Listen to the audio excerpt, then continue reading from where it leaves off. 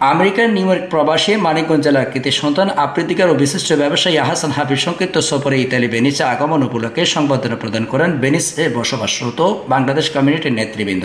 গতকাল সকাল 11:30টায় ভেনিসের মেসেত্রে ঢাকা বিরিয়ানি হাউসে আয়োজিত সংবাদ সম্মেলন অনুষ্ঠানে আহসান হাবিবের প্রবাসী কর্মময় জীবন ও সাহিত্য চর্চা নিয়ে আলোচনা করেন নেতৃবৃন্দ। কাজী রুনাকের সঞ্চালনায় আলোচনায় অংশ নেন ভেনিস কমিউনিটির প্রবীণ ব্যক্তি আব্দুল মান্নান, ভেনিস বাংলা স্কুলের সভাপতি সৈয়দ কামরুল সরওয়ার, ভেনিসের বিশিষ্ট ব্যবসায়ী মশিউর রহমান, মিয়া রশিদ, মোহাম্মদ মুরাদ হোসেন সহ ভেনিসে বসবাসরত রাজনৈতিক, সামাজিক ও আঞ্চলিক সংগঠনের নেতৃবৃন্দ। সে সময় নিউ ইয়র্ক প্রবাসী ব্যবসায়ী ও আবৃত্তিকার আহসান হাবিব বলেন, প্রবাসের মাটিতে নতুন প্রজন্মের মাঝে দেশীয় সাংস্কৃতিক সাহিত্যের চর্চা আমাদের চালিয়ে নিয়ে যেতে হবে। প্রবাসে আমরা সকলেই কর্মজীবী, কাজের ফাঁকে দেশের মানুষের জন্য নিজ নিজ অবস্থান থেকে দেশের উন্নয়নে কাজ করতে হবে।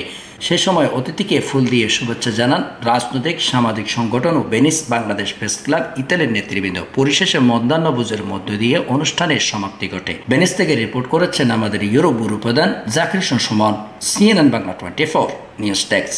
আমি চেষ্টা করছি কবিগুরু রবীন্দ্রনাথ ঠাকুরের হঠাৎ দেখা কবিতা আবৃত্তি করবার। রেলগাড়ির কামরায় হঠাৎ দেখা, ভাবিনি সম্ভব হবে কোনদিন। আগে ওকে বারবার দেখেছি লাল রঙের শাড়িতে ডালিম ফুলের মতো রাঙা, আজ পড়েছে কালো রেশমের কাপড়, আঁচল তুলেছে মাথায় দোলন চাপার মতো চিকন গৌর। আমি মূলত আসলে একটা চা চক্র কথা বলছিলাম যে সবাই চা খাবো।